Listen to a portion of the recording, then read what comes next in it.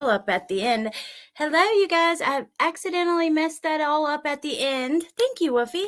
I didn't mean to come on the screen and then accidentally had my mic on, so I know it messed the sound up and everything. I apologize, you guys. But hello. I'm so excited to see you guys. Thank you for being here. And Melissa, thank you for sending your chat. That was very nice. Thank you so much. Hey Tia. Hey Punksy. Hey Eris, Riddler. Hey Ava. Hey Nadie, Lori, Kelly Dime. Hey Angie, Pointer Lover, Shauna, a lot of static. Yeah, that was probably my fault, especially at the end. Because yeah. Let's see. Hey Eris, I'm sorry you didn't celebrate. Is there a reason why? I was actually just thinking that as this was playing, I was thinking, like, how I don't know. I always think about people who have recently lost their loved ones during the holidays, like Mother's Day or on Father's Day, at Christmas, Thanksgiving, those kind of things. And I was just thinking about like Jack D and, people who have lost people that we've been talking about recently. It's a happy day for many people, but holidays can be really hard on some people as well. Hey, Emma. I don't have a girlfriend, and I feel it's useless without one. Happy Valentine's Day, Mark. Well, you have friends, so, Hey, K-Braze. Okay, so I was actually going to do a live on Jody Sue, which we are going to do, and we're going to do it tomorrow. But I thought, this new article, this third part of this article, which we've read through the first two parts on this channel, and it's been very good. It reads very best-selling author. This is a New York Times, a journalist who has many awards and achievements. I don't know exact details of that, so I don't want to say, but I know that they have many awards and achievements. They write in a particular way that it can be very interesting. And we've learned some things that we didn't know before, if you choose to believe the article.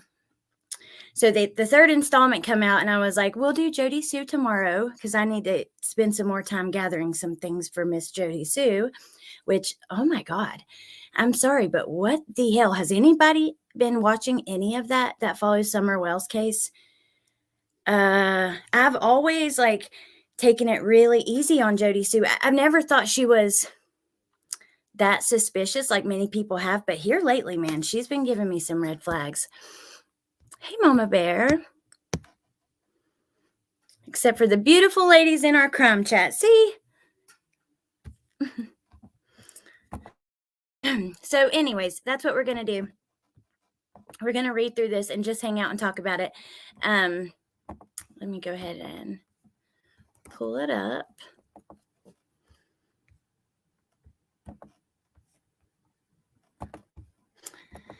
I used the their picture in my thumbnail. I just added words over the top, but they do there's been some really cool artwork in these articles as well.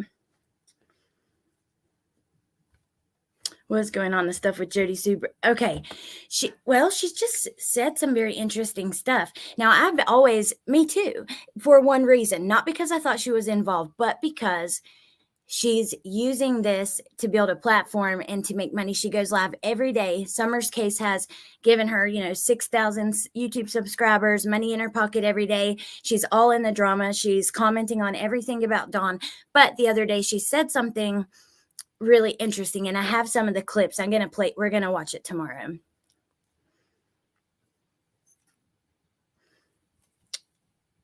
Oh, and the Ohio, I meant to answer about that, by the way. I've seen some stuff. I want to know more because I don't know much, but I've heard, it's pretty bad.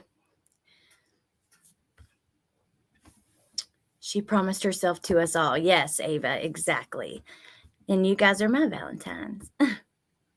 Aw, Valentine's Day to me is loving y'all and everyone around me. Just pure love and positive energy. There you go, Punksy. Yes. And I do love you guys. I know a lot of people may just say that or throw that word out or be like, is it really love? Do I love you the way that I love my kids? No. The way I love my mom? No. But I still love you. I love you so much and I'm so appreciative. And many of you guys, like, I know personally. And yeah, it's just really it's a really special little place, in my opinion, and not just my channel. I mean, YouTube in general. I see all the time people. Today, I saw someone telling another creator, I've been going through something really difficult. And if you have helped me so much get through this depression, watching your content, having somebody to talk to, and you've just helped me a lot. And I thought, that's the same way it was for me. When I first was like, getting sober. Well, I had been like off of medicines for a while, but I just hadn't lived a normal lifestyle and I didn't have any friends. And I was kind of like trying to learn how to do that. YouTube was huge for me. Huge. That was me. I know, Eris, I'm still standing. Absolutely. Absolutely. I'm proud of you too. All of you guys. Hey, Deco. Punksy is my main squeeze. Love to you, and this is the best chat. Oh, you guys are the best. Hey, Lily. I can't figure out if she's just an attention seeker or what. Well, she said something the other day about Summer getting hurt. She's actually said many things. At one time, she claimed that she knew for certain that Dawn and Candace were buying drugs and giving them to the kids and stuff. I mean, she's made some really bold statements. Oh, thank you, Jamie. I love you guys. Oh, Mama Bear, that means the world to me. Have I gotten a few emails like that? I got a Christmas card this year. I won't say their name, but if it's you, you will know who you are. But it was just like, you have no idea how much your show has impacted my life. And I don't know, it was very sweet. That kind of stuff means the absolute world to me. It really does. Hey, Jennifer. Oh, thank you, Alibi. You guys are my phone family. Is Xana's mom out of arrest? I sure hope so. I'm not sure, Eris. I'm really not sure. Okay. Alibi, I think it takes a long time as a woman to get to the place where you're like super comfortable in your own skin and you're able to be yourself, no matter how that is, and we all have reasons for different traits in our personality. Like, I may be, and I know I am.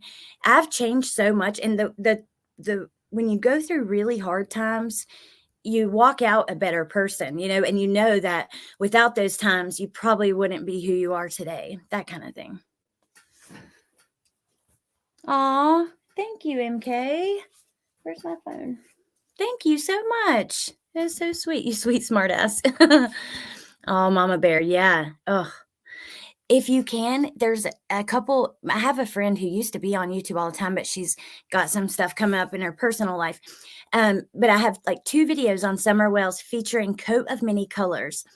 Those videos, she actually went to the prayer vigil and stuff like that. And she talks about meeting the family, meeting grandma, the kids. I mean, it's really interesting. Definitely check those out.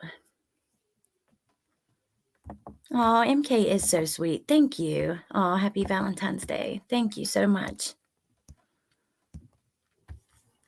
Okay. Oh, Pointer Lover.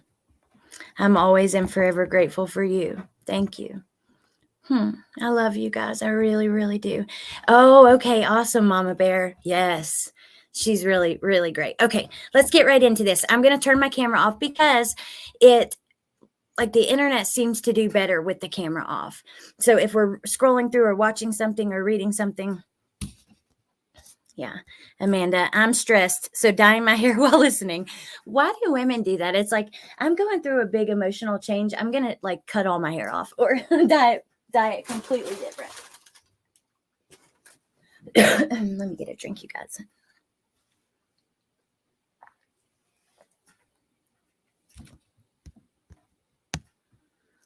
Yep, coat of many colors. Yeah, that's what she was named after, actually, Callie. That's got woof errands real quick. Hey, Angie. I love it. I love your hair, Melissa. I really, really love it. I love that haircut. I think it's one of my favorites. I've had my hair cut like that, similarly, like the same, long in the front, shorter in the back, but a different length. I love that. I don't cut it though, so I have my boundaries. I don't do anything to mine anymore because it's hard to like keep up with it. I used to dye. I've thought about it, like putting some like dark streaks and light streaks in it or something like that, but it's just the keeping up with it that sucks. Hey, Tess. You're doing purple? Ooh, Amanda, how pretty. Okay, let's get into this because I think this will be interesting. I did not read it, so you guys know. Soon as I saw it, like I was planning on doing Jody, and then I saw this and I was like, no, let's go ahead and just, how could we not? We went through the first two parts of it, so it's only right to finish, and I think that it will be interesting. So although a lot of people are over Idaho right now, they've been overloaded, and that's perfectly fine. But I still want to talk about the things as they come out, so. The Eyes of a Killer, Part 3. The investigation into the murders of 4 University of Idaho students was crowdsourced, for better and worse, by Howard Bloom. Reading time 9 minutes. So it says, everybody's looking for love, right? Love is all you need. At least that's what they keep telling you. So why should you be any different? You have needs too. So you just sit in your room and scroll through Facebook or Insta or talk, and there they are. It might as well be Tinder, all of them looking so pretty. And here's the best part. They don't have any idea you're staring at them, following their every post, checking out every move they make, every tasty smile they flash. It's your reassuring secret, because if they don't know, they can't turn you down. There's no one smirking, telling you to get real, dude. No one telling you to get lost. So you just keep looking and looking and looking, and you keep thinking, I want it, I want it, I want it. Only you know what they're thinking. You can't have it. You want to bet? Oh my God. I'm over Murdaugh. You're not over this one, but you're over Murdaugh. Let's do it, girl. I can't stand Jess. I think that she's wicked for profiting off of her disappearance. Every single day she does. It is creepy. That's why I think that these are very well written. I mean, a lot of the words I don't even know how to pronounce. You guys will see here in just a second. So yes, it might very well have begun like that. Defiance born out of desperation. Still, of course, it is an impossibility to glimpse into Brian Koberger's chaotic internal world. His thought dreams remain unseen, unshared, and no less a governor on speculation he is for now, and most, and at worst, only the accused.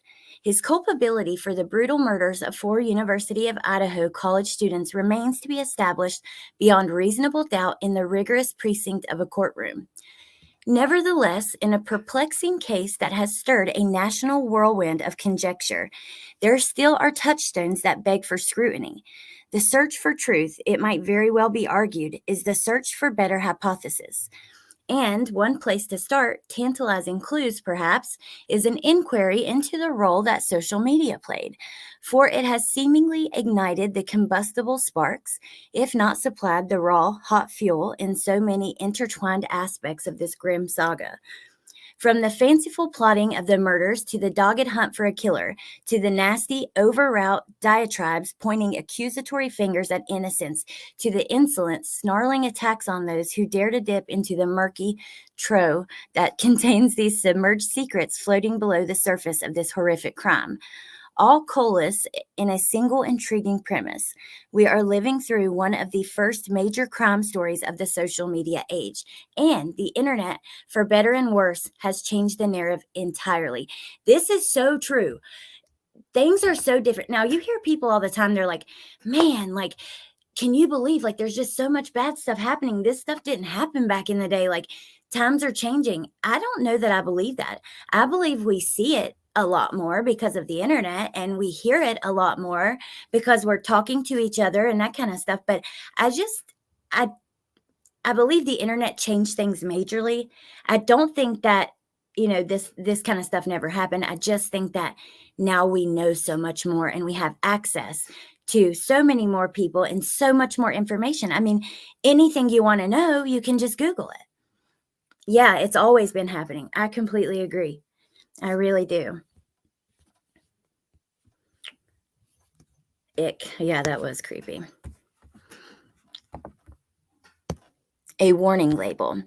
At precisely 8:57 p.m. on the last full day of her life, in the midst of a busy Saturday bustling with the flurry of convivial activities generated by a football game in a college town, Kaylee Gonsalves paused before going out for a night at the Corner Club bar with her best friend, Madison Mogan. She posted a series of photos on her Instagram account, which she captioned, "One lucky girl to be surrounded by these people every day." The photos are a cheery collection of 6 college kids, the youngest 19, the oldest 21, bursting with bright-eyed good looks and future promise. They were meant to be, it appears, visual testimony to the fun the students were having, to the blessings a magnificent life that generously bestowed on them. And you guys know the photos he's talking about on the porch, where Maddie's on Kaylee's shoulders, those photos. In the frozen memories, it seems incredible, no, impossible, that within 4 hours, 4 of them would be dead. How could destiny be so unforgiving? How could it even summon up the malicious power to overwhelm such simple joy? Yet, of course, fate had, as always, the last cruel laugh. It is now forever part of the dismal history of our time that Ethan, Xana, Maddie, and Kaylee, in the gray half-light before the dawn of the following day, were ruthlessly murdered by a knife-wielding assailant. And it is a tragedy that has bestowed an unanticipated significance on one of the most frequently reproduced photos from Kaylee's last day trove. In retrospect, one can almost hear a muffled drumbeat of the catalysm that is surging relentlessly forward. There's that photo.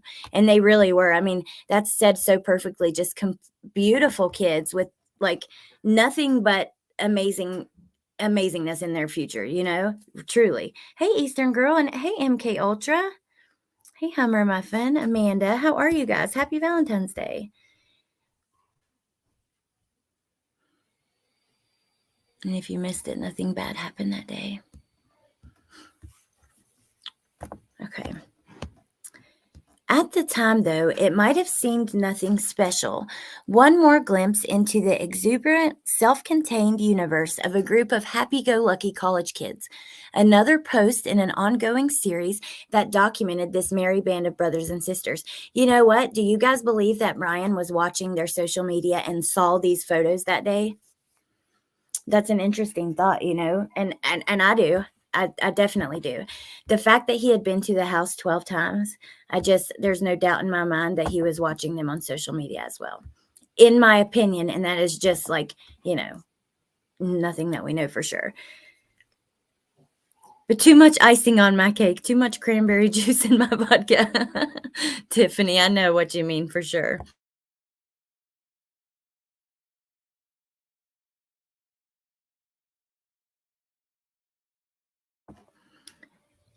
Hey, Tam. I think he looked at all their stuff. I do too. I really do. Happy Valentine's Day, Maria.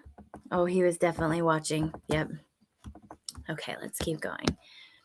At the time, though, it might have... Oh, I read that part. In the photo, there are 6 of them posing on a narrow porch in the bright autumnal light, yet the arrangement, however haphazard, has the intimations of a deliberate iconography. It might as well be a foretelling of what is to come. For at each end of the row, as if bookends to the main drama, are the 2 young women who will be the sole survivors of the carnage that is inexplorably approaching. While at center stage, directly in the camera's eye, there are the 4 victims. And here, too, the seeming predictive power of the images is unnerving.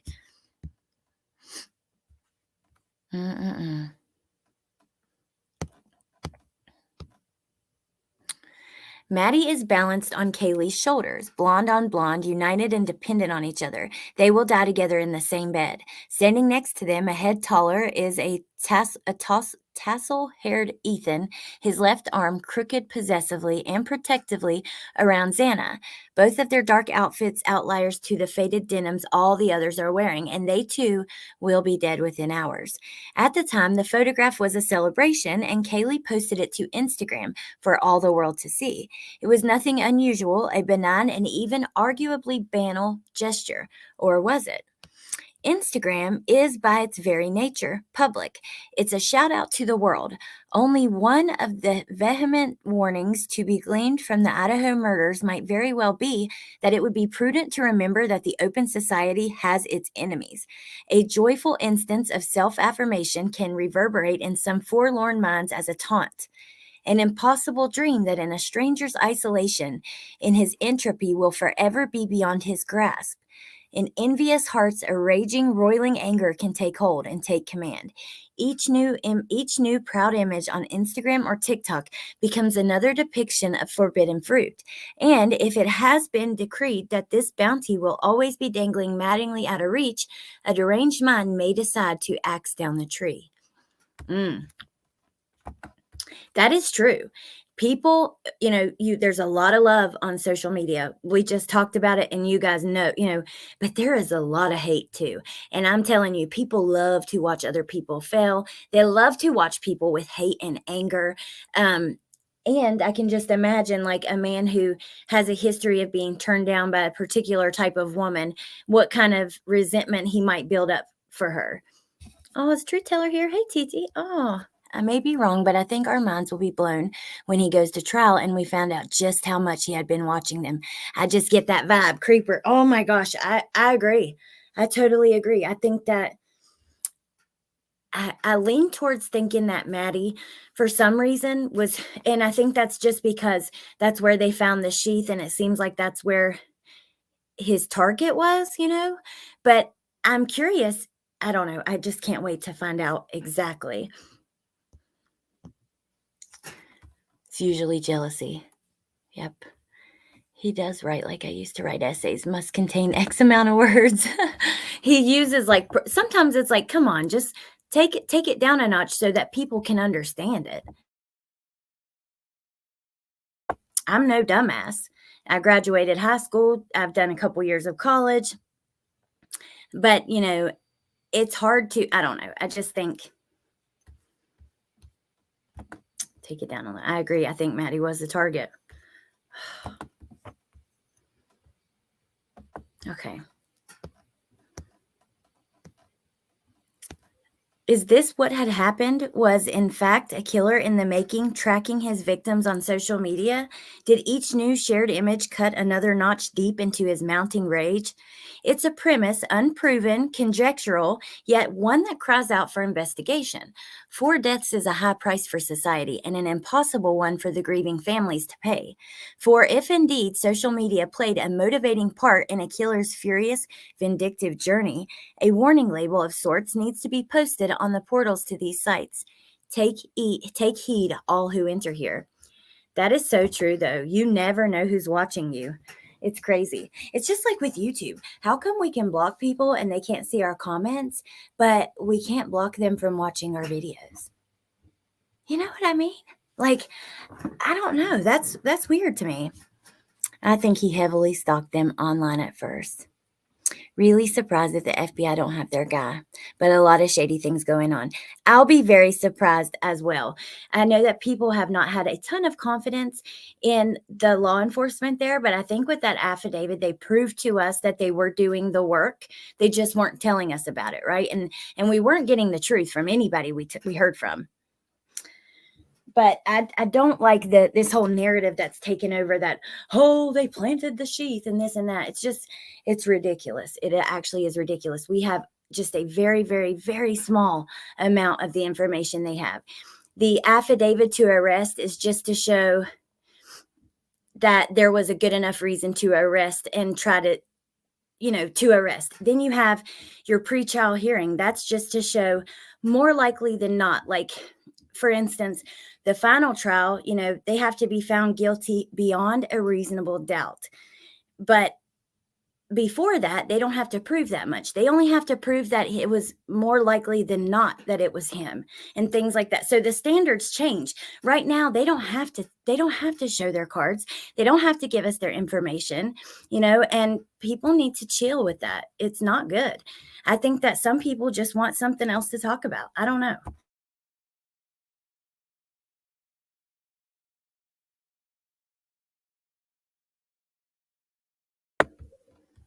I believe he is the guy. I just hope they have enough to prove beyond reasonable doubt. Bye, Riddler. Hope you have a good Valentine's Day. Happy Valentine's Day, laced in perfume. Okay. Let's keep going. Wait a minute. Oh, thank you, Tiffany. Aw, you are so sweet. Thank you. I appreciate you so much. I always love hearing from you. You know that. Just you're so feisty and sassy and smart. And yes, and thank you. I'm so happy that you're part of this little thing we got going on over here. Okay. A universe of see, I literally have never seen this word in my life. A universe of nascent suspicions. That's where I think that this dude could really take it down a notch and speak to everybody. You ever talk to somebody that talks like in really big words? They want to sound like really smart. Like, it's funny, but my dad does that to me and my mom all the time. He uses he has a degree in chemistry and nutrition. And whenever we're talking about anything like that, medicine, chemicals, food, vitamins, he's got to use the biggest words and he just,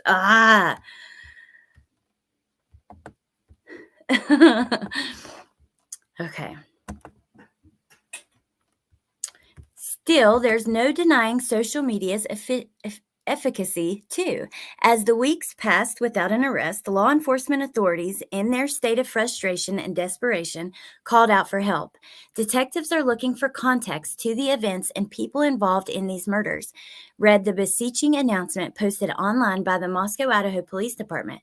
Whether you believe it is significant or not, it read, you might possess the piece of the puzzle that helps investigators solve these murders. And so the puzzle pieces started pouring in. Nearly 20,000 clues.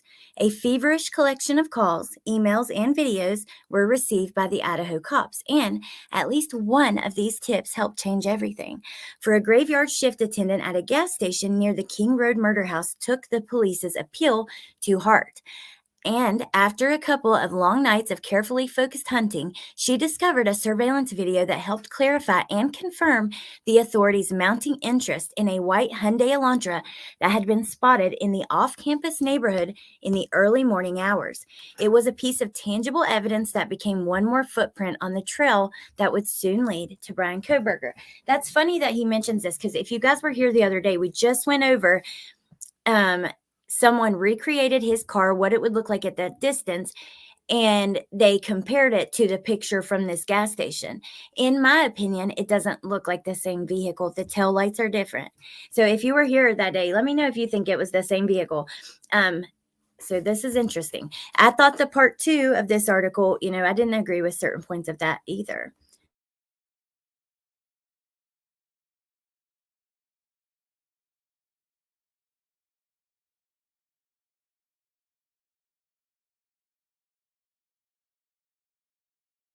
Holy cow, Keister Bunny. I had not thought of that, but you're right.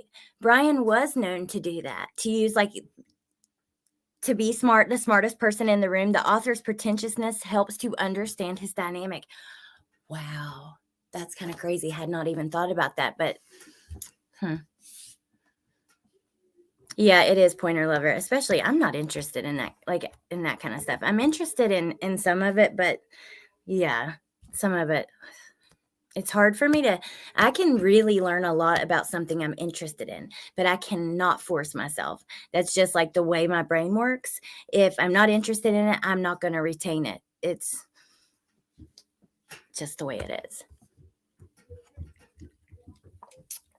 Okay, it was a concerned citizen's triumph, yet it was also something more. It offers an insight into the roots of the nearly universal fascination with this case. Consider, as the investigation dragged on, seemingly without a clue, the seeds were planted, encouraged even, by the authorities for outsiders to play a role, and thousands of would be detectives had a field day. After all, more than at any other time in history, it was easy to be a sleuth. One didn't, in fact, need to go any further than his or her electronic device of choice. A few clicks on your phone or laptop, and a vast world of potential clues that would be revealed, a universe of nascent suspicions that conceivably would have overwhelmed even the most diligent speculations of a Sherlock Holmes. Yeah, the internet definitely went crazy. TikTok was insane. I mean, I never a couple of my videos got a million views on this case, and many other people's too. I think they said there were like billions of views on TikTok about this case. Just learn a bunch of obscure esoteric words so no one really knows them and use them as the keywords in every sentence. Perfect. Hey, Ruckus Rocks. Okay.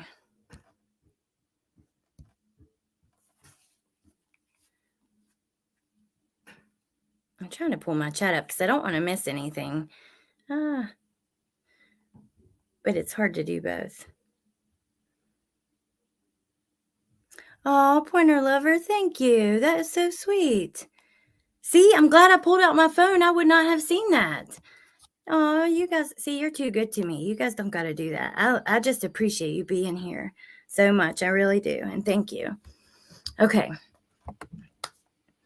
A Los Angeles Times reporter once asked Anthony Zucker, the creator of the CSI franchise and one of its executive producers, to explain the show's colossal success. On the worst day of your life, Zucker responded, the CSI investigators would come in, solve the crime, and bring peace of mind to the survivors and or the victim, and put the bad guy away. Now, internet sleuths could revitalize their own lives, not by stepping into a make-believe world, but by solving a very real, very horrific crime. Social media gave them the potential, or so they wanted to believe, to find the incriminating nail that they could pound into the bad guy's coffin. At last they could, as one poet urged, unite avocation and vocation. Okay, whatever, dude. Yet it was a communal exercise that led to Jacobson excesses too. If in an open society anyone could play detective and post solutions on the internet, this lack of rules and boundaries also meant that anyone could be publicly vilified, which is so true. I have a huge problem. I think this opened my eyes so much, you guys. I was so suspicious of Jack D, especially we've got the psychic coming out saying it, the photos of him hunting, was creepy at the dorm. He's been kicked out of a fraternity. All these different things. Now he's in Africa. I mean, that poor kid, you guys, it's really dangerous. We got to stop. We cannot do that to people, because we don't know. And, now, like Gabby, okay, some cases I think social media can be so beneficial, like Gabby Petito, where people have spotted things at home on footage and pointed it out, or on their own footage or whatever, and helped in some way, shape, or form, or witnesses come forward because they've seen it on social media. But we cannot be accusing people like this. You know what I mean? Because, like, seriously, even after Jack S, hoodie guy, then I thought it was Jack D. And I was literally, in my head, I was like almost convinced, because not only is he living so close, we have this car that possibly looks like an Elantra outside, all this different stuff. And you guys, these are kids. Think about Kylie Rodney. Think about all those kids. It's not good. It's very dangerous, and it's not fair. It's really not fair. We need to stop. We are not detectives. We have I don't know. I just think there has to be a way to stop accusing people, and it's hard, especially when you get invested, just like with Summer. I look at all kinds of people and I'm like, you are shady as hell. And I can't help but say it to y'all, but I don't know. We just got to be careful about it, you guys. Okay, let me keep going. I know you. I don't even know why I'm saying it to you all, but it's just crazy because, yeah, a lot of people were convinced that many people were involved that weren't. Overzealous amateurs posted mystifying nonsense that demeaned ex-boyfriends of the victims, exploited casual encounters, and noisily dished up toxic and audacious facts. Worse, and this is the inescapable danger in the open marketplace that is social media, malicious hearing something were readily accepted as gospel by a chorus of admiring fools. This too is part of the sad history that is developed in the Idaho murder saga. Only now the court, and in its lofty wisdom, has decided to intervene. Having had her fill of the extraordinary attention the entire affair has generated, Latah County Judge Megan Marshall, the flinty Idaho magistrate assigned to the case, has ruled that as far as the public is concerned, less is more than enough. On January 3rd, in the aftermath of his arrest on 4 counts of first-degree murder and 1 count of felony burglary, she issued a gag order restricting comments from prosecutors, the defense, law enforcement, and other officials. Then, still not satisfied that she'd successfully dampened down the conversation sufficiently to ensure a fair trial, 2 weeks later, she made her stern decree even sterner. She expanded the scope of her already broad order, so now the survivors and their attorneys, as well as the victims' families and their attorneys, were also restricted from talking to the media.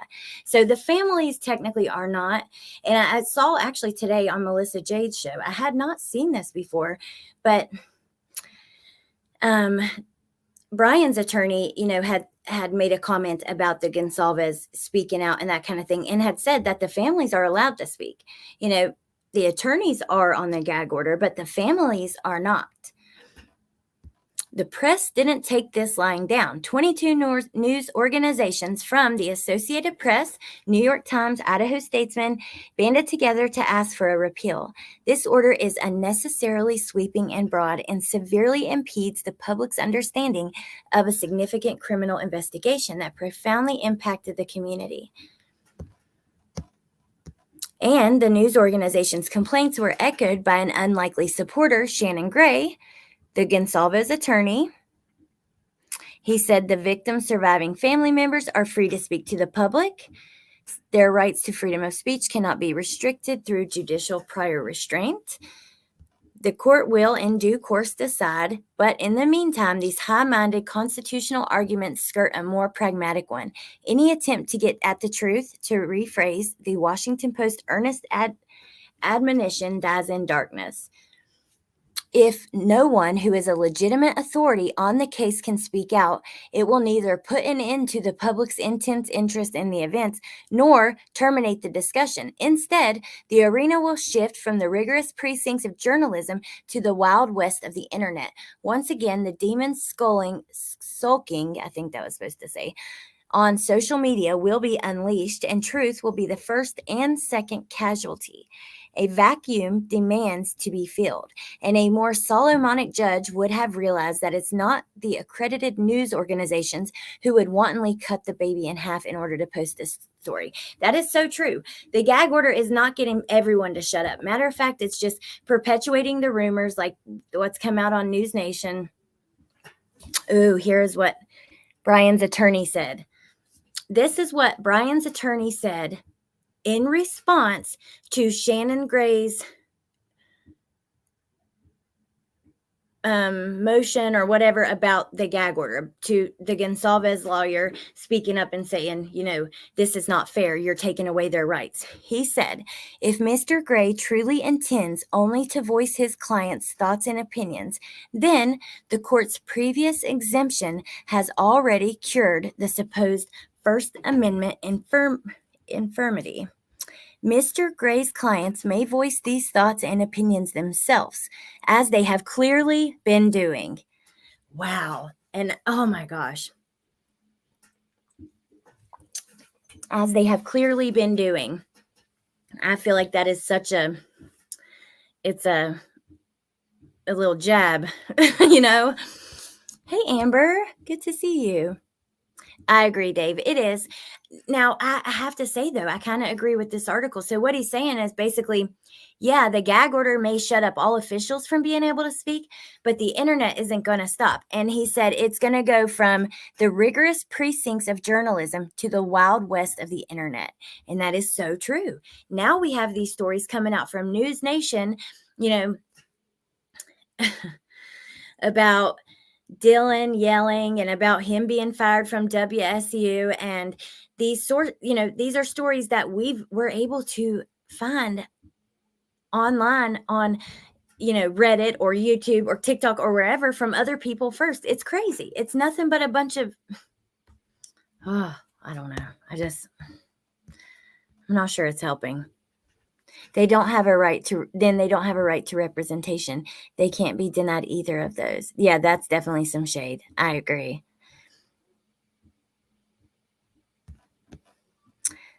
I've been working at it for almost 15 years. He really is doing great. Just sorry. I really do love the little digs. I think they're funny. I know it is funny, but I don't know. It's crazy. Says, gag order or not, though, my mind will not rest. I keep returning to thoughts about the 4 murders in Idaho. It is a preoccupation that time after pensive time reinforces my nascent theories about the unique and extensive connection social media has to so many facets of this case. It was a catalyst, I believe, that helped to bring the crime to vivid life in a killer's unsatisfied mind. And now that a gag order has submerged an understanding of events beneath fathoms of speculation, the worst actors on the internet will dive in where a misguided judge has made sure no careful reporter will go. Caution and restraint are rare qualities in this often malevolent environment. Yet faced with all these reportorial obstacles, I search on nevertheless for cornerstones of unimpeachable evidence. And so I find myself returning to the photo Kaylee posted of her friends on that day of her little too brief life. In one way, the image provides a sort of solace, like the figures that a young John Keats viewed. Or is it imagined, scholars are of 2 minds, on a Grecian urn, and despite the sad fate that is poised to descend on them, the beauty of the 4 friends now cannot fade. Forever too they will love and be fair, and they too will stay forever young. And their killer will be a prisoner locked in his own internal hell, his desires spent but without content, doomed to be, as Keats imagined, forever panting. So, I'm actually disappointed. I mean, I think that this writer is good, okay? But some of the other articles, we actually heard some things we hadn't heard before. He had talked to people that hadn't been talked. I don't know. I just think this was just like a creative essay based on everything we already know. So, I don't know. It is crazy, though, to think about social media and what role that might have played. I'm really curious. Do you guys think, okay, so Brian was said to be by the house the day before classes even started, the night before, late at night. And I've said this before, but he was a teacher's assistant. So you would think it's the first day of school. He would be trying to prepare and get ready and be on his A game for the first day. I don't know. But instead he's over there. So I'm really curious, when he found these girls and who actually was the target. Let me see. I got to go pee really fast. I'm going to find a video to play, and then I'm going to be right back. Let's see.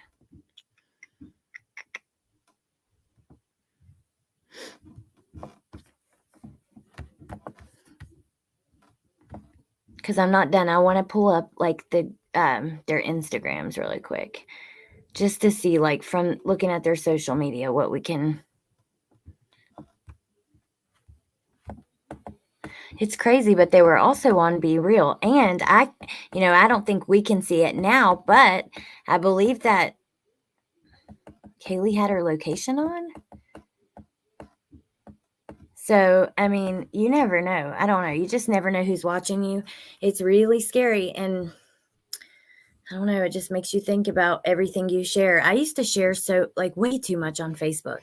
I'm so glad that I don't get on Facebook like I used to, but like nobody needs to know all that stuff about your personal life. And you know what I mean? They just don't.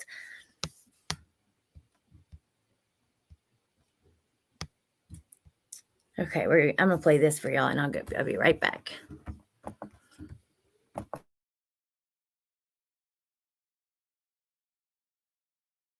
You can zoom in. All right, let me make it full screen. All right, yeah, you see in the background there, folks, if we can get a closer picture, you see what appears to be some rivulets and some blood right to the right. Now, this is, again, I believe this is the kitchen, and that could be a cabinet. Can you all see that? Yeah, initially I thought it was a door frame, but I'm not sure. I don't read. There's no door unless there's a closet. There's no door to get into the kitchen. It's a step down, and then you make a right turn. So Leroy sends in a super chat and says cartel hit. Nobody knows. There's people talking about that, but I would say it's not probable. Can you zoom in a little?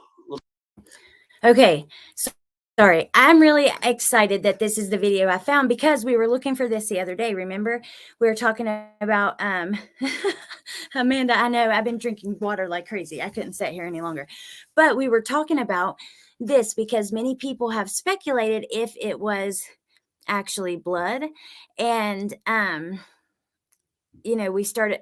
Where was it that we heard that it was coming from upstairs? And I wanted to go back and watch it, and I couldn't, like, we didn't know exactly where it was that day, so I didn't pull it up. Social media is crazy. People having open profile scares me. Me too. It is. It's scary.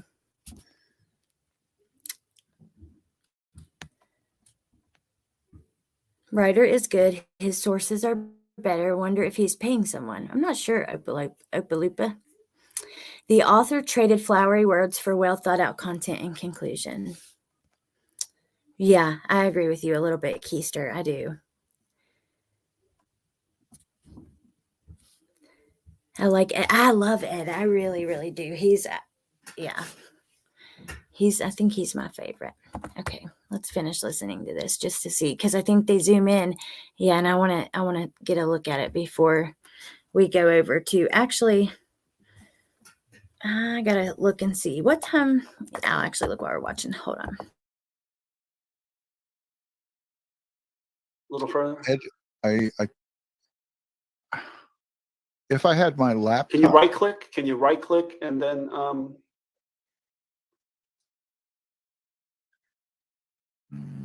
No. No. All right. Yeah, because on other photos that I saw, up in that upper right hand corner of the frame, you see what looks like a contact transfer, possibly, and then you see these rivulets coming down. Yeah. And see, now I was looking, I was a little bit confused, and I'm trying to compare and contrast interior photos of the kitchen and another series of photos through the sliding glass door into the kitchen to see if that in fact is in the kitchen, because initially I was, seeing that white cloth material, I thought it might be bedding and that might be the headboard of a bed, but I do believe it was the kitchen because I found plenty of photos of crime scene detectives on the outside of the house processing this window. Josh just taught me. Oh, there you go. Control. There you go. All right. Can everybody see all of that? Can you see those?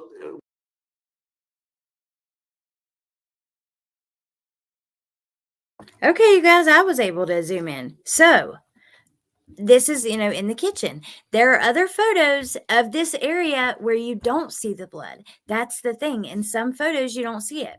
So I'm really curious what that is. Because I wouldn't be surprised if part of whatever happened occurred in the kitchen, just because with the DoorDash coming and that kind of thing, I just think that would make sense. Whose book? Barbara Butcher. Ooh, I didn't know she was writing a book. Yes, I was talking about the Cipher, Nady. That's funny, yeah, I was, but I looked at it when I was playing at 7. But 6 your time. I think my red wine is kicking in. That's okay, Amanda. I hope that you're having the best Valentine's Day ever. I don't know. To me, I'm not sure what else it could be, right? Because it's not like you're gonna have leave something just like dripping down your counter like that, unless maybe something else got knocked over, like maybe a drink or something like that. But it does actually look. Is that okay? That's the window. I'm curious where it comes from. I don't feel like I'm missing anything important. MK, I still have my Facebook. Like I've had only one ever. I remember I started it when I went to college, like right when I got out of high school. And I used to add everybody. Anyone who friend requested me, I accepted it like a dummy. And now it's too hard to go back through and remove people. I don't even go on there. I go on Facebook, which I have a separate account now that's just for YouTube that doesn't have a photo or anything. But I'll go on Facebook just to look in the groups for true crime, or I use Facebook Messenger. But yeah, I feel like Facebook, when I used to get on there all the time and just like mindlessly scroll like a zombie through what everybody's doing, like that just felt like misery to me. I'm so glad I'm not doing that. Like, which I guess I do scroll through YouTube like that, but not like a zombie like Facebook. People do that all day. You'll see people, they sit down at the doctor, waiting on the doctor, scrolling through Facebook. They go, they're waiting on this, scrolling through Facebook. I don't know. I don't like that. And nobody's ever 100% legit in their self, right? On Facebook, oftentimes you're just seeing like the best parts of their life, and it's not good for people who are not in a good place. Then they're going to compare themselves to everybody, which I did a lot of that, like in my early recovery. A lot of people I went to school with, I've seen them like doing so well with their lives, and I don't know. I don't like it. Me too, MC. I really, really do.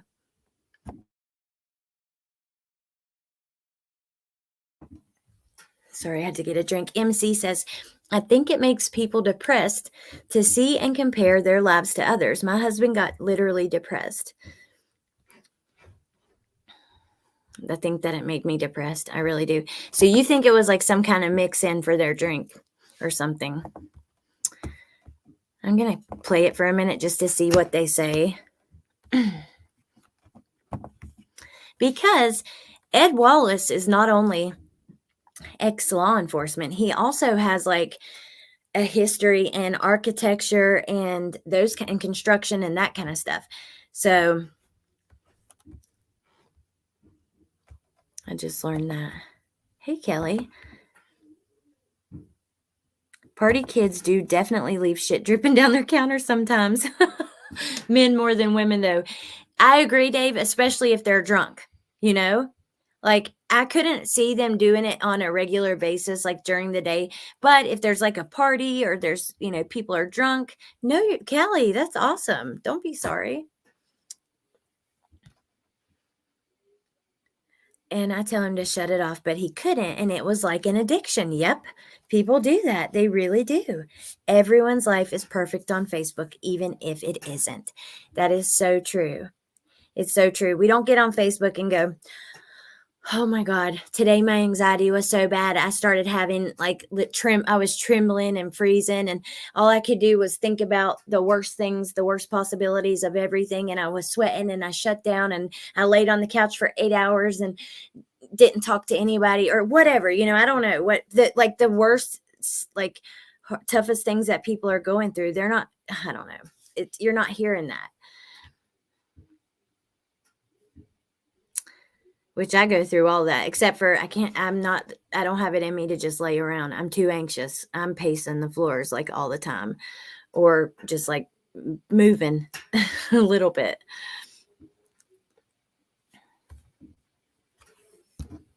I actually love it when others are happy, and then to find out they aren't, it sucks. Oh, that's sweet, Kelly. That's good, though. I think I love it when people are happy too, but I think that if we're in like a tough period in our lives, then that's when it can be difficult because we're looking at other people who are not facing those same challenges and that kind of stuff. And yeah, I joined groups so I could, oh, if I do post, it's real shit. I believe that.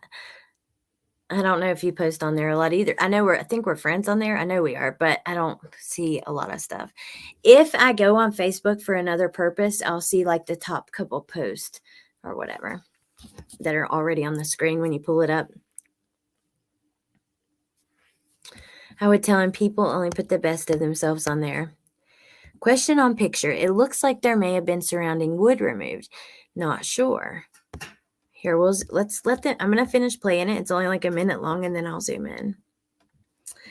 Yes, Ava, like new moms looking at all the perfect moms. That's when I remember it being the hardest. Yes. You see these moms on there that they have their kids dressed to the nine and they're doing activities every day and blah, blah, blah, blah, blah. And you're sitting there and you're like, oh my God, like I am barely like whether it's depression or anxiety or whatever you're going through, even health issues, you can't get through your days. It's sad. I don't know. Mostly memes or quotes now. I used to post way too much. Oh my God, I'm just dumb. But then there's the support groups that can bring on that depression. They help, but too much in there can be scary. I'm in a type 1 diabetes support group and it's helped, but then seeing horrible, I bet Mama Bear. I'm in a support group for preeclampsia HELP syndrome.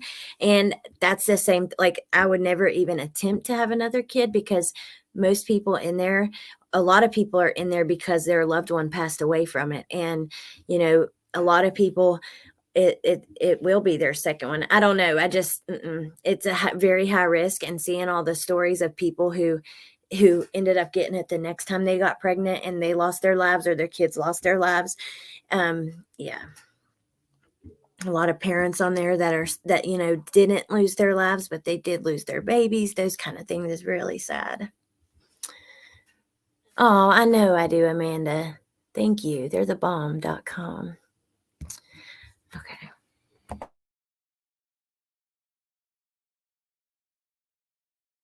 What looks like rivulets of blood flowing down on there. Yeah, you can see small, short ones here. Yeah, and you go above it. It starts on top of it. You know, yeah, I see it here. Yeah, and then it's flowing down, especially on the right side, right there. Yeah, that goes all the way down. You think that might be a sheet? Might be a sheet. Yeah, there's evidence tape over the window. Right. Could that be a sheet or some kind of looks like a robe? Robe or some covering a victim? Don't know what's going on there. Yeah. So. Okay. Yeah, this is now I can go back of crime scene detectives on the outside of the house processing this window.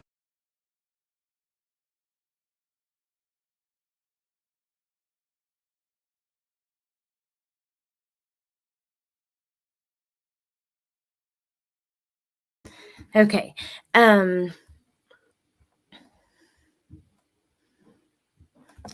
Oh, Kokomo, okay. Well, I'm glad that you're doing okay after that. I hate stuff like that. I'm so glad that you're doing well.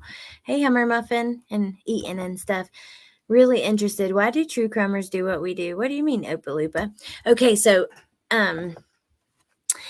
he says that it's like coming from up here, but where? That's the window, so it's not that. I mean, maybe right above there. I don't know. I don't know. I guess we're not going to know until then. We're only left to wonder. But I am glad that we found this little video. I think what will really matter is the people who wandered around the crime scene. Oh my gosh. I just was watching something about this like the day before yesterday.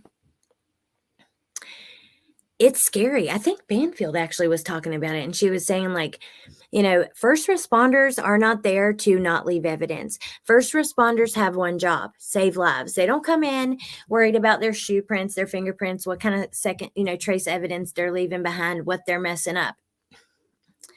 And that just made me think, I'm really curious.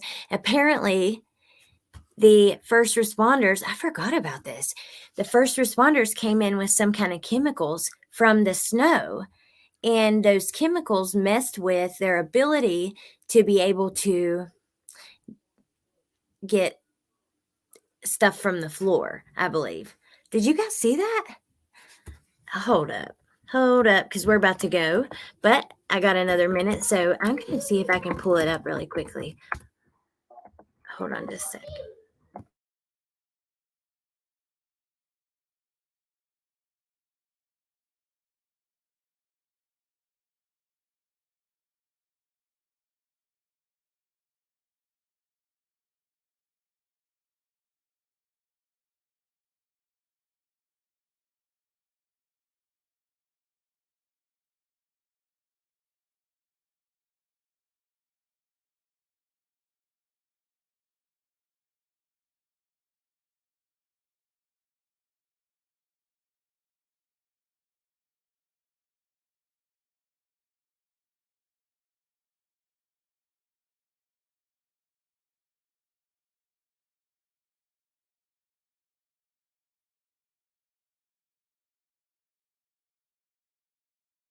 Sorry, you guys, I've got it muted. I'm at my mom's house and I'm in the spare bedroom, which has like accordion doors. Like they're like, because they open up and this turns into like kind of like a theater room where you can watch from across the house, but the accordion doors like block it off to make it a bedroom. Anyways, they're very thin. You can hear everything, and the kids were running through here being crazy. So that's why I was muted for a second. Let's see. I want to see if I can find it. It's super interesting. Whatever chemicals they had on them from the snow.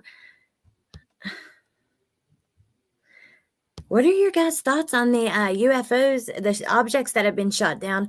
Which, by the way, Melissa did a live on that yesterday, and you guys could go check that out. And now it's got me so interested in it. I've been watching, oh my gosh, nonstop UFOs on TikTok. Let's see. Surely we are almost there. Come on, there's a lot they put out. We're only one day back. I know it was like a day or two ago, so I think we're almost there. Can a Bluetooth speaker provide evidence? My stomach's growling, you guys. I'm hungry. Did killer leave digital fingerprints behind? Oh, here they are. Did first responders contaminate Idaho murder scene? Let's watch this for a moment. Hey there, I'm Tiff Benson. I'm a perfumista from New York City, New York. And today I am so happy to introduce to you Brazilian Crush, Cheiro Sat 62 from Sol de Janeiro. First of all, So What did I say, Melissa? Theater? How are you supposed to say it? Theater? Theater? I don't know what I said. I think I would say theater, but I don't know. Now I'm questioning myself. Okay, so Mama Bear, they can't. If I would have replayed it again, I'm sorry. I think in that clip, he actually says, well, no, he came in my chat. That's what it was. Last time I played that video, Duty Ron came in my chat and said, it's blood, people. Like, or Andy was talking about on the outside of the house. We were talking about both, but he said that it was blood. They both think it's blood. But, you know, some people have photos of that area and you don't see any blood. Ooh, yum. Taco dip. That sounds really good. I think it's mostly a political stunt. Ah. Yeah, you should check it out, Mama Bear. She's very smart with that kind of stuff as well. UFOs scare me. Amanda, I had that reaction last night after a couple hours. I was sitting there like, oh God, you know, you start questioning all of reality and your life and everything. Oh yeah, I know what you mean. Movie theater? Yeah. Yeah. Movie theater. Oh my God. How do you say it? Theater, right? Maybe. I don't know. I love how you say lawyer. Y'all, I'm just a hillbilly from West Virginia. I try to tell y'all that. I am just a regular old mom that has an interest in true crime. and grew up with probably not the best education. Matter of fact, no, I know it wasn't. But come on now. Do you think the schools in the coal country in West Virginia have the best educators? I was really smart. I had I made really good scores on my ACT. I got in, did good in college, but still. Hey, Jinlu. I wasn't dumb, I'm saying. I've never heard it pronounced the way you say it. Oh my God. You say it that way, Mama Bear. Yay. Duty blew it by advertising his channel in court. Oh my gosh, Monica, I remember that. Ugh, yeah, that was not good. Oh, Jinlu, look, everybody. Excited to see you. Okay, let's hear her out for a moment because this is kind of interesting. So if you've ever been at a crime scene early in the situation, it can be a little frantic, it can be a little chaotic, and there can be survivors, people who are injured, people who need saving. There can also be bad guys still lurking either in the crime scene or around the crime scene. And for that reason, there are priorities. Right? Priority is we got to make sure people are safe. We got to get people out of there. We got to make sure someone isn't going to be further harmed, hurt, or die. Priority 1. Priority 2 is we got to catch the guy, right? Priority 3 is preserve the evidence. That's just the way it goes. And that should be the way it goes, right? You got to save people first. And then you got to catch the guy second to save more people. And then you got to make sure if you don't have the guy, you eventually get the guy and you keep the guy behind bars, preserving the evidence. So with that said, I got a little bit more exclusive reporting I want to give your way. It's important you have that context. Okay, so I'm really happy to see that some of you guys also say it that way because I was like, dang, man, I'm really I don't want to just, I'm not saying I was questioning myself and my own intelligence, but maybe just a little bit. Let me see. Duty did blow it for everyone. I almost felt sorry for him. I know. It was embarrassing for sure. He was promoting people to like and subscribe to his channel that were watching, but not meaning to do that to the people in court. But he did on accident. Oh, thank you, Tam. Thank you. That's sweet. Okay.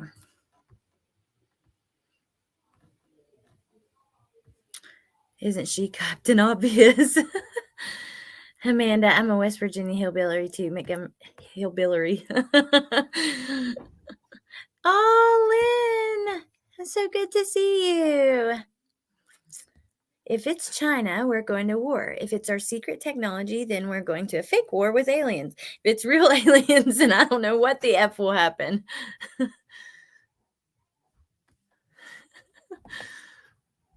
Okay. Oh, I'm really happy to see you, Lynn. And again, this comes from sourcing close to the investigation. That the first. So with that said, I got a little bit more exclusive. Wait. It's important to have that context. Wait, it comes from who? Ashley Banfield? And again, this comes from sourcing close to the investigation. That the first responders who responded to 1122 King Road on that horrible overnight morning incident in November 13th, they were not wearing protective footwear, booties, right? Probably normal. If you think about what first responders do, they save lives. They don't go in to investigate crime scenes. They go in to save lives. And they're in a hurry. And evidence gathering and preservation is not their bailiwick, just isn't. They save lives.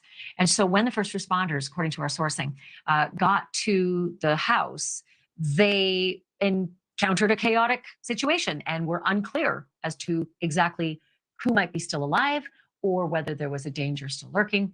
And they went in fast. And for that reason, they tracked snow melting chemicals in from the driveway and parking lot into the home and thereby potentially disrupted the retrieval of footprint evidence. So I want to bring in Larry Kublinski. Okay, at one, exactly, Jen Lou. As soon as I heard her say that, I was like, oh, I'm so sick of hearing that. I really am. Who is who? The TikToker, the YouTuber, where I don't know. It's just ridiculous. But the second thing is it brings up a really interesting like conversation because number one, why wouldn't anyone, I know that like their job is to save lives. I get that, but you would think that it would be like duh that you want to preserve a scene, especially with I don't know. To me, I just don't know. She's annoying, says Shaman. I know. Well, at this, I like her, but at this point, she's really driving me insane as well. And she did a bunch of craziness in the Facebook groups, acting all insane, fighting back with people and talking about their posts and different stuff like that. But we're not sure if it's her, I guess. I mean, we're questioning it. So Wolfie knows her personally or is friends with her on Instagram, and she's going to ask her. We'll see what she says. I'll be curious to know if that was her behaving like that and saying those things in the Facebook groups.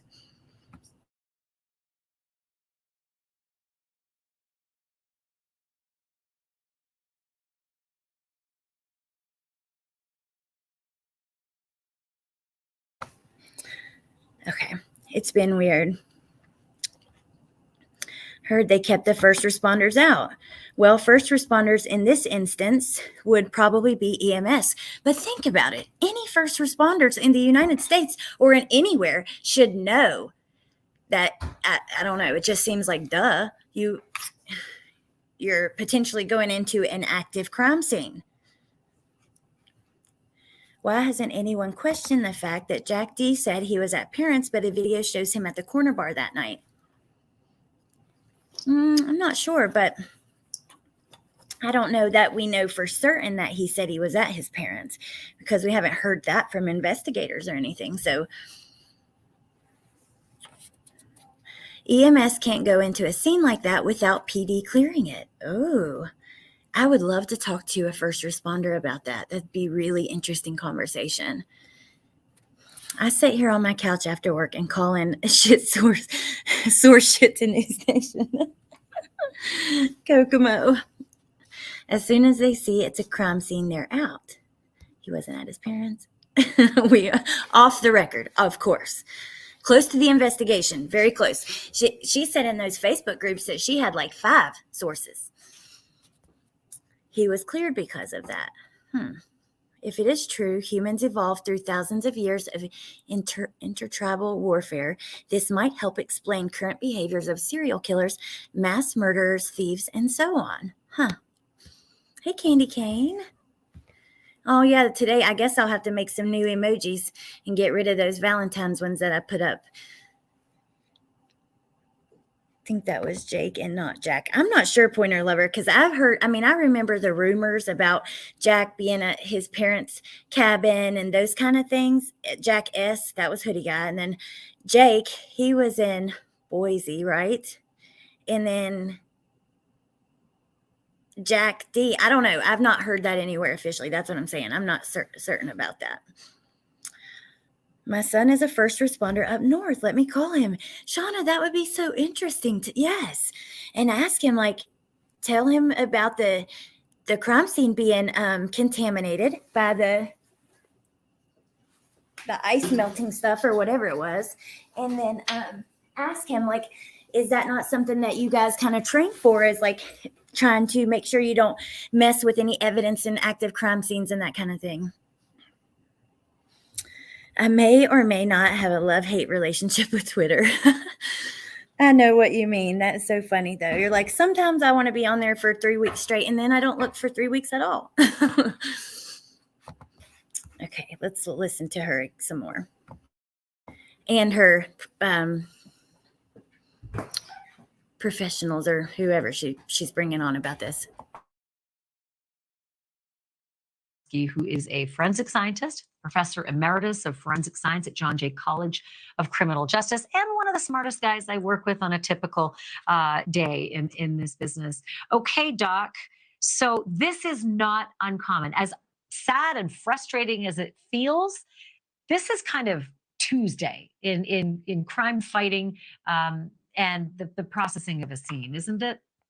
Absolutely. Ashley, you explained it very, very clearly and very well. The first responders are usually police officers or firefighters or EMTs, and they're trained to save lives, to protect the living, and to make sure that if people need medical help, they get it. They're not trained to do crime scene work. They don't come with the paraphernalia that crime scene people have, like the booties that you described, the head protection, the gloves that they wear, or the Tyvek protective outfits that crime scene people use. So they're not really there to, to do crime scene work. However, the first responder is really supposed to cordon off the scene and protect it from unauthorized entry. This is a big, big problem of people that go into a crime scene because they're police officers, they're high-level administrators. They want to see what's going on. They're curious. And the fact of the matter is, the more people you have in the scene, the more likely you're going to have contamination. And the more likely the defense is going to tear up that evidence. I mean, think about it. That just gives them more to fight with. It's scary. And especially we know that they were working hard on day one. As soon as he was arrested, they had stopped the crime scene from being cleaned out. They were down there doing recreations. They had hired specialists. And I mean, really, it's going to be a battle. I really do feel that. And we had all that talk about conflict of interest. The media made a huge deal about it. And we talked about it on here quite a lot, right? But we've heard nothing. I think that's really interesting. I think that it's not going to, I'm not sure they're going to change anything. It doesn't seem like it anyways. I mean, I think there's going to be some sort of reason, or maybe they talked about it prior to, or something that we're going to find out, because we haven't heard anything. EMS are not allowed to enter homes and other buildings in certain circumstances. At that time, they did not know that this was a crime scene. They had received scrambled, confusing info from the young people. Correct. That's true, Denny. But I'm just curious about all instances of first responders coming to scenes like this. Shouldn't this be something that, like, to me, it's just common sense to try to not disturb the scene as much as possible? Every crime scene is contaminated. That's why they document every person that goes into it. That's true, Kokomo. One time, these YouTubers went to where someone was missing, this lady, and her husband was like a butcher at this restaurant, and they were like searching behind his house, and they ended up finding a huge butcher knife, right? And they pick it up with their bare hands and take pictures and post it all over social media. And then guess what? Her body's found like within 20 yards from that knife. And it's most likely that was the weapon. And they had to go to the FBI and do all kinds of stuff like DNA testing, fingerprints, stuff like that, just to, in the trial, be able to explain that. It's crazy. Now that is serious. That's serious. Every crime. Oh, I read that. Psychological warfare, battle of the balloons. Yeah, Callie Dunn. Well, actually, let me see. I think I have a photo of it. That was a case I covered. The case did not get hardly any attention when anybody covered it. They were much smaller at the time, and so was I. And yeah, I don't think that it got much attention. Kathleen Moore was the young lady's name. It's really sad.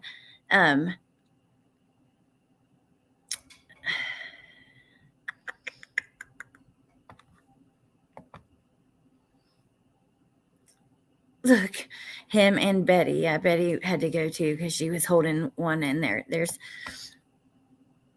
Check this swamp out behind Colin Knapp's home. That's where she was found, the young lady, Kathleen Moore. And then I found this knife the other day directly behind the home of Colin Knapp in the swampy bush.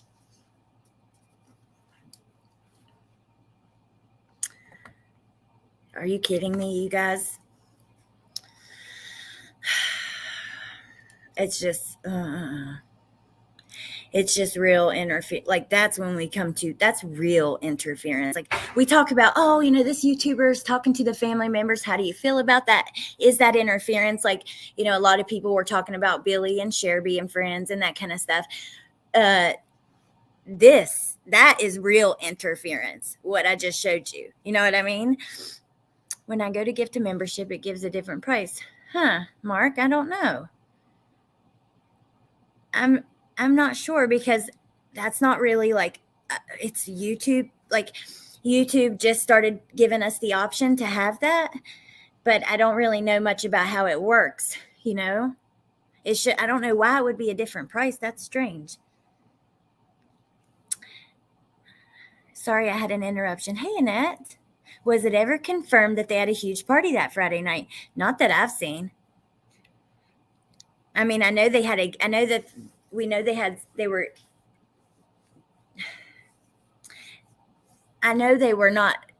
were doing some stuff, but I mean, 150 people party? No, not that I've seen.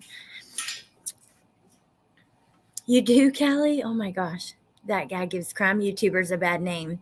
Well, I mean, I hope and pray that that taught them a lesson, right? And now they're going to do better and not do stuff like that. And I suppose we all, at a certain point don't,